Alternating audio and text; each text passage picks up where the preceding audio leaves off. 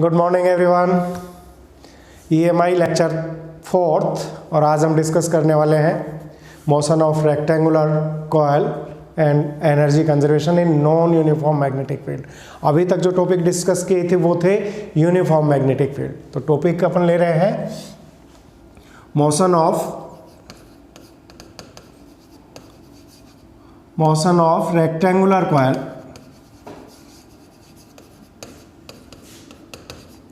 in non-uniform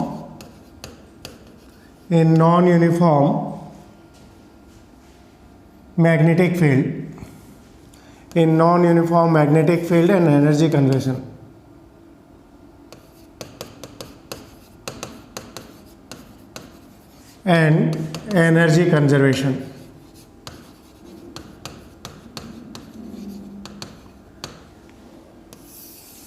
ठीक है, non uniform magnetic field it means variable magnetic field भी कह सकते हैं, या फिर उसको अपन डिस्टेंस के साथ चेंजिंग मैग्नेटिक फील्ड बोल सकते हैं।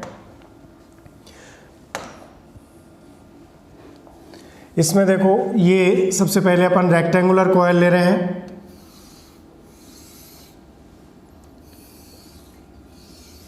जहां पर मैग्नेटिक फील्ड परपेंडिकुलर इनवर्ड, ये मैग्नेटिक फील्ड है लेकिन अब यूनिफॉर्म नहीं है।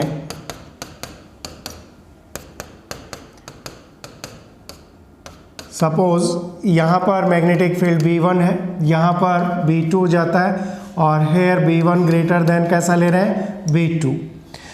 कॉइल जो है ये हम V स्पीड से इसको मूव करा रहे हैं। यहाँ पे कॉइल का नाम दे देते हैं PQRS। कॉइल यहाँ से राइट साइड में लेफ्ट टू राइट बढ़ रही है V, यानी B1 से किधर जा रही है, B2 की ओर जा रही है। तो जैसे जैसे B1 की ओर जाए, B1 से B2 की ओर, तो magnetic field due to B1 क्या होगा, डिक्रीज होगा, इंक्रीज। कॉइल यहाँ पर है, ये श्योर है कि B1 ग्रेटर देन कैसा लिया हमने, B2, लेकिन कॉइल जो है B1 से किधर मूव कर रही है, B2 की ओर, यानी B2 में एंटर करती जा रही है, B1 से बाहर होती जा रही है। तो magnetic field due to B1 decrease and due to B2 increase. जब इस तरह से हो गया, यहाँ पे B1 ज़्यादा है तो अपन लेफ्ट हैंड से देखेंगे, देखो ये पॉजिटिव बनेगा, ये नेगेटिव बनेगा। तो इसमें इस तरह से करंट पॉजिटिव नेगेटिव यहाँ भी बनेगा, लेकिन अपन देखते हैं ना बड़ी बैटरी से छोटी बैटरी की ओर, तो ये करंट की डायरेक्शन होगी। और इस तरह से जब इसको मूव कराएंगे तो इस पर फोर्स भी लगेगा। देखो फोर्स लेफ्ट हैंड रूल से लोगे, ये मैग्नेटिक फील्ड, ये करंट, थंब किसको बताएगा, मैग्नेटिक फोर्स को। देखो मैं इसको F1, यहाँ के देखो ये मैग्नेटिक फील्ड, ये करंट, ये फोर्स F2। यहाँ पे देखेंगे तो देखो इस फिंगर को मैग्नेटिक फील्ड, इधर करंट की तरफ करो, थंब किसको बताएगा, मैग्नेटिक फोर्स F4। और फिर ये इस तरह से, ये क्या था F3 और ये हो गया F4। क्लियर। तो अपन पहले हम बात करेंगे इसकी मूवमेंट कराने से इसमें इंड्यूस EMF कितना होता है। Induce EMF depend in change rate of magnetic flux. तो देखो हम क्या काम करेंगे, एट फर्स्ट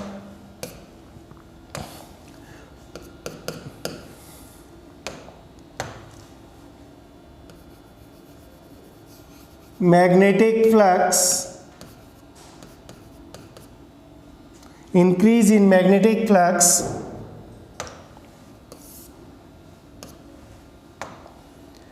या decrease in magnetic flux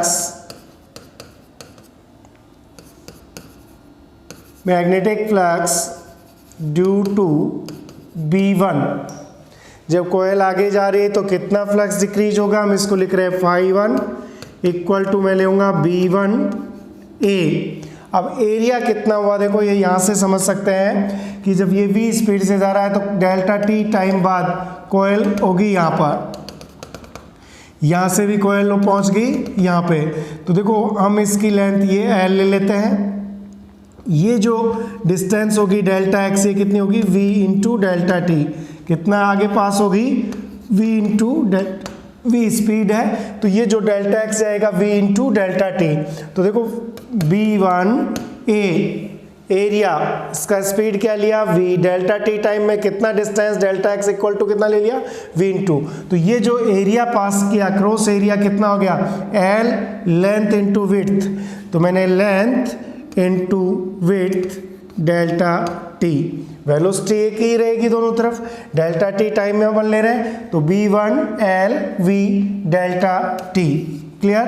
अब मैं यही सेकंड पॉइंट ले रहा हूं, increase in magnetic flux, increase in magnetic flux, increase in magnetic flux due to magnetic field B2। अब देखो ये साइड, देखो ये साइड धीरे धीरे आगे जा रही है, तो B1 से तो बाहर निकल रही है और B2 में एंटर हो रही है, तो B2 में एंटर हो रही है तो कोयल से जो मैग्नेटिक फ्लक्स लिंक होगा वो कौन सा होगा B2 से, तो हमने लिखा increase in magnetic flux due to B2, तो phi2 इक्वल टू B2A करेंगे और एरिया वही लेंथ इंटू विड्थ करूंगा तो L V डेल्टा T, ये हो गया। अब देखो यहाँ पे change in flux, change in flux delta phi हमें चाहिए, तो phi2 minus phi1, it means delta phi equal to देखो B2 minus B1 L V delta T। यहाँ पे अपन ने phi2 माइनस phi1 कर लिया, ठीक है। और देखो delta phi upon delta T में लेना चाहूँ तो ये मेरे पास हो गया B2 माइनस B1, या डेल्टा फाई अपने पास है ये B2 minus B1 L V delta T, अपन ने कहाँ ले लिया यहाँ पे, तो इसको हटाओ। देखो ये इक्वेशन अपने पास delta phi upon delta, according to Faraday's law E equal to क्या होता है भाई, E equal to minus delta phi upon delta T, तो इस इक्वेशन से देखो E equal to minus B2 minus B1 L V, ये हो गया अपने पास। और otherwise E equal to minus अंदर ले आऊँ तो मैं B1 माइनस B2 VL, ये अपने पास इक्वेशन इसका हो गया, किसका इंड्यूस ईएमएफ का। अब जैसे इंड्यूस ईएमएफ होगा, इसका कॉइल का रेजिस्टेंस R मान लें तो क्लोज पाथ है, कॉइल में क्या होगा इंड्यूस करंट, ठीक है। तो इंड्यूस करंट देखते हैं, देखो induced current in coil, induced current in coil, तो I इक्वल टू क्या लिखेंगे E अपॉन R, तो इंड्यूस करंट हमारे पास आ गया B1 minus B2 VL upon R, ये हो गया इंड्यूस करंट, हमने I निकाल लिया है।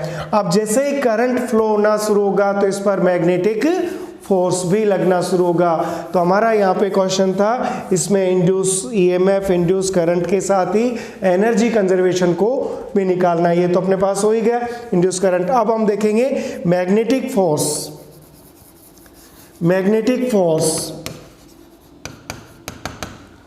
On side. अब यहां देखो मैग्नेटिक फोर्सेस डायग्राम में अपन देखेंगे तो जो ये साइड है RS और ये साइड है PQ, देखो कैसे हो रहा है इक्वल एंड अपोजिट, ये कैंसिल हो जाएंगे।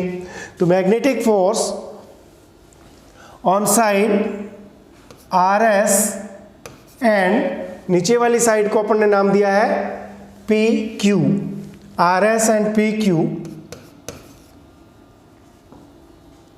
forces equal and opposite in direction, opposite in direction। जो अपन ने यहाँ फोर्स लिया है ये देखो, यहाँ तो F2 और यहाँ पे कितना लग रहा है F4, तो F2 equal to F4, magnitude equal है, डायरेक्शन अपोजिट है, तो F2 equal to minus F4, so F2 plus F4 net force is 0, ये हट गया। अब देखो यहाँ इस साइड पर अपने पास F1 लग रहा है और राइट साइड में कितना लग रहा है F3, यहाँ पे हमें पता है B1 ग्रेटर देन कितना है B2, तो देखो ये जो साइड अपने पास है ये कौन सी है QR और ये इधर वाली साइड है कौन सी है SP। तो magnetic force on side, magnetic force on side QR F1 equal to ILB1 और ये जो लग रहा है ये किस साइड में लग रहा है, लेफ्ट साइड में लग रहा है भाई। Force on side R P, इस पर जो लास्ट साइड पर यहां फोर्स लग रहा है अपने पास, जो ये साइड है, देखो ये साइड जो है अपने पास एस पी, तो एस पी पे किधर लग रहा है, S P F two equal to I L B two, और ये लग रहा है अपने पास राइट साइड में, ये लग रहा है राइट साइड में। और यहाँ हमें पता है B1 greater than B2, so F1 greater than F2, then net force F will be F1 minus F2, F equal to F1 IL B1 minus IL B2। और यहाँ पर देखो नेट फोर्स हमारे पास बचा ये B1 माइनस B2, IL हमने ले लिया बाहर, ये अपने पास इक्वेशन 4th ले लिया इसको, ठीक है, कॉमन लेके B1। अब देखो जो इक्वेशन में अपन I निकाल चुके हैं, तो I की वैल्यू यहाँ से उठाओ, अपने पास देखो इक्वेशन 4 से I equal to B1 minus B2 VL upon R, ये मैं यहाँ पे ले रहा हूँ, देखो इसको इक्वेशन नंबर 5 दे देते हैं। Put value of I from equation 4, देखो F इक्वल टू I की वैल्यू यहाँ लिखूंगा तो B1 minus B2 whole square हो गया, V L स्क्वायर अपॉन हो गया R, ये अपने पास फोर्स का फॉर्मूला आ गया। अब फोर्स लग रहा है नेट F में, हमें ले जाना किधर है, राइट में, क्योंकि नेट फोर्स जो है अपने पास F1 माइनस F2, ये लेफ्ट में था ये राइट में, तो नेट फोर्स जो है वो किस डायरेक्शन में, और कोयल जा रही है किस डायरेक्शन में, राइट डायरेक्शन में। तो वर्क डन अपन देखें तो देखो वर्क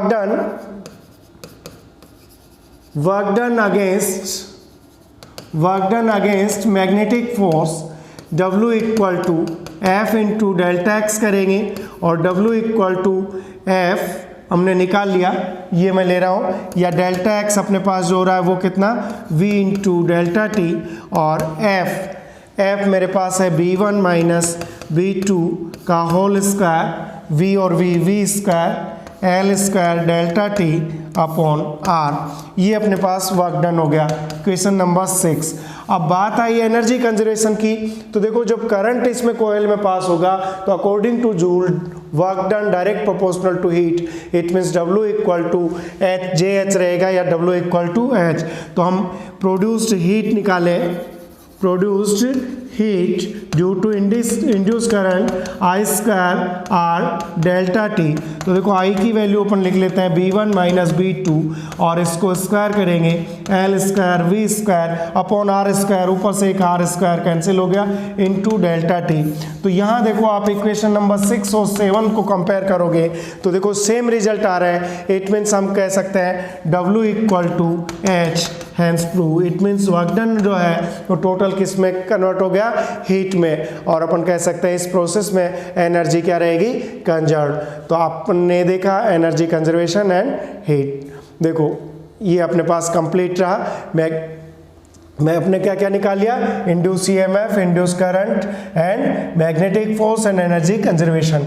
तो यहाँ से अपन समझने की जो चीज़ थी वो यहीं से अपने पास स्टार्ट हो गई थी, डिक्रीज इन मैग्नेटिक फ्लक्स और इंक्रीज अपने चेंज निकाला और इसको अपन ने इसमें उतार लिया। समझ में आ गई बात? तो इस तरह से आप करते रहिए। Thank you so much, have a nice day.